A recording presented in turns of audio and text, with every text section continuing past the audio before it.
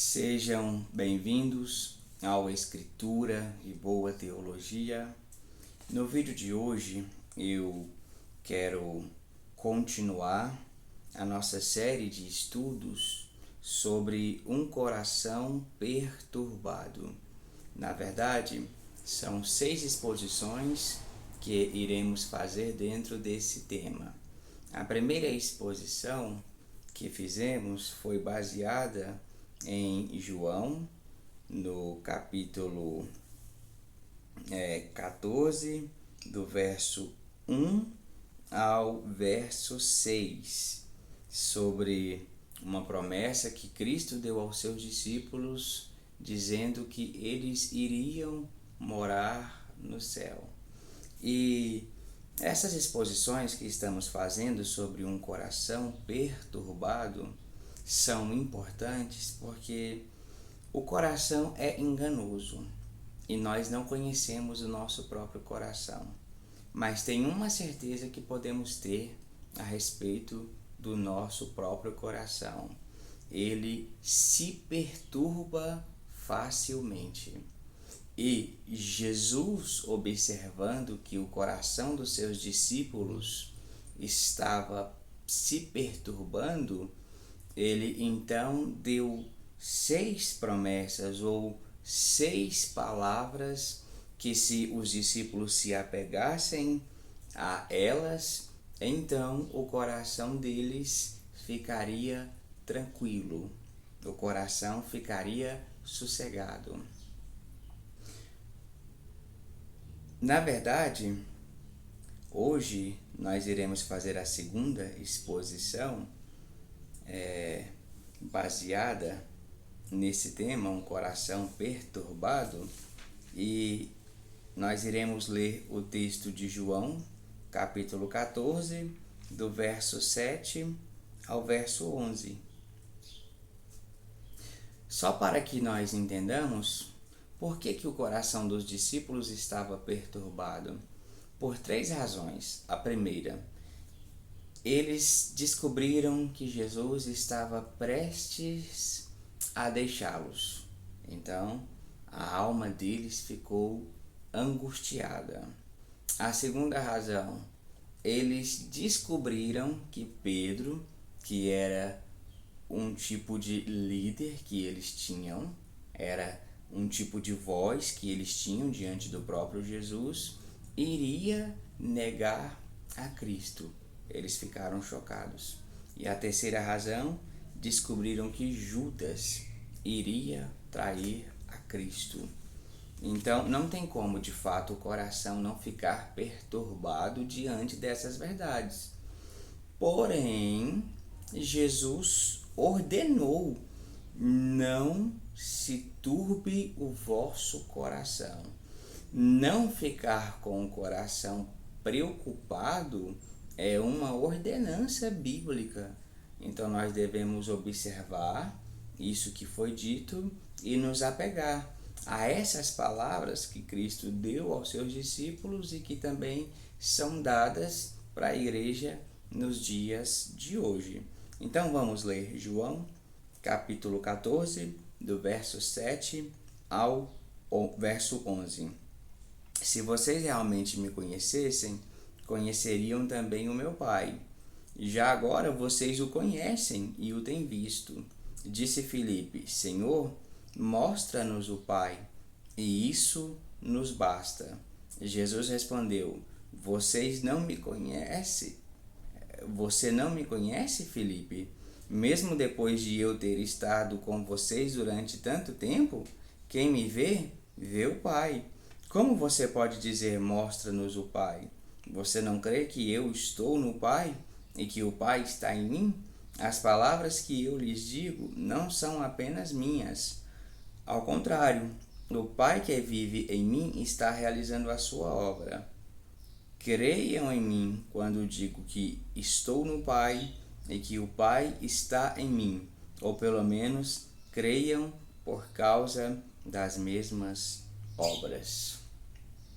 Então, a segunda palavra que Cristo libera para os seus discípulos, na qual eles deveriam se apegar e então o coração deles ficaria tranquilo, né? O coração deles ficaria sossegado, é exatamente essa: vocês já conhecem o Pai. Então, conhecer a Deus significa estar vivendo num relacionamento profundo com Deus. E foi isso que Cristo disse aos seus discípulos. Então, se eles se apegassem a essa ideia, se eles crescem verdadeiramente nisso, então eles teriam sossego na sua alma. Então eu quero extrair algumas verdades dentro disso que Jesus falou para os seus discípulos em João 14, do verso 7 ao verso 11. E essas verdades são para a igreja, são para cada cristão.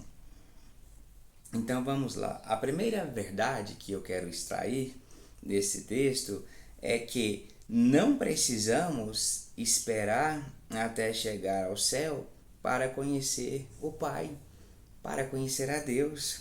Podemos conhecê-lo no presente e receber dele os recursos espirituais de que precisamos para prosseguir em meio às dificuldades. É verdade que nós passaremos a eternidade toda conhecendo a Deus. A vida eterna é conhecer a Deus, mas nós podemos conhecê-lo aqui e agora. E é isso que nós estamos fazendo. É por isso que nós estamos estudando a palavra, porque nós nos interessamos em conhecer ao Senhor. A segunda verdade que eu quero extrair desse texto é a seguinte: 400 anos antes de Jesus nascer, o filósofo grego Platão escreveu: é uma tarefa difícil encontrar o Pai e Criador do universo, e falar dele a todos os homens ao encontrá-lo é impossível.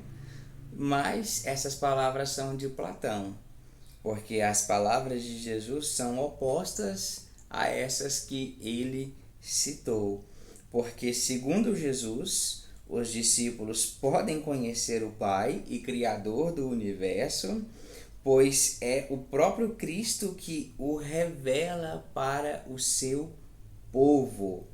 Então, por que deixar que o coração fique perturbado quando o Criador e governante do universo é o nosso próprio Pai? Então, nós devemos nos apegar a essa verdade que Jesus nos mostrou. Então, os homens dizem que é impossível ter conhecimento de Deus. Os homens dizem que é impossível passar esse conhecimento adiante. E Jesus mostrou exatamente o contrário. É possível conhecer a Deus. A terceira verdade que eu quero extrair desse texto é que conhecimento refere-se a ter um relacionamento mais profundo com uma pessoa, ter uma comunhão mais profunda. E é nesse sentido que a Bíblia usa o termo conhecer. Conhecer a Deus não é apenas ter conhecimento intelectual para a mente, mas é viver uma vida profunda de comunhão com Deus. É ter um relacionamento profundo diariamente com Deus. Esse mesmo termo é usado para se referir à intimidade de um casal. Então, Adão conheceu a sua mulher, Eva, ou seja, Adão teve intimidade com a sua mulher. Conhecer é isso, é ter essa intimidade profunda. Então, nós conhecemos a Deus porque nos relacionamos com Ele e vivemos com Ele diariamente. Estamos na sua presença. A quarta verdade que eu quero extrair desse texto é que quando Jesus disse que conhecê-lo e vê-lo era o mesmo que conhecer e ver o Pai, afirmava ser Deus. Aqui nós temos mais uma das provas bíblicas da divindade de Jesus. Ele disse que quem o vê, vê o Pai. Então, os seus discípulos conheciam a Deus porque o conheciam, porque ele era um com o Pai. Então, novamente, Jesus afirma ser Deus. E essa é uma das verdades mais importantes da fé cristã. E a quinta e a última verdade que eu quero extrair desse texto é que Filipe demonstrou um desejo de conhecer a Deus quando ele pediu, então, mostra-nos o Pai. E Jesus disse então que eles já estavam vendo o Pai na pessoa do próprio Jesus. Mas o interessante aqui é que Filipe demonstrou esse desejo. E esse desejo de conhecer a Deus, todo cristão deve desejar ardentemente conhecer a Deus. E como que nós conhecemos ao Senhor? Através da sua santa palavra. Então nós nos relacionamos com Deus à medida que nós nos relacionamos com a palavra. Nós temos comunhão com Deus à medida que nós temos comunhão com a palavra. E a palavra é o próprio Cristo. A palavra é o próprio verbo de Deus. Então, nós devemos desejar amar a Deus através das Escrituras, porque se nós não amamos as Escrituras, nós não amamos a Deus. Se nós não nos relacionamos com as Escrituras, nós não nos relacionamos com Deus. Se não temos comunhão com a palavra, não temos comunhão com Deus. Então, como que os discípulos ficariam com o coração em paz? Como que os discípulos iriam ficar com o coração tranquilo à medida que eles se apegassem a essa verdade, que eles tinham conhecimento de Deus e que daquele momento em diante eles conheceriam cada vez mais, se relacionariam cada vez mais com o Senhor, teriam uma comunhão muito mais profunda com o Senhor. Deus vos abençoe, meus irmãos. Até o próximo vídeo.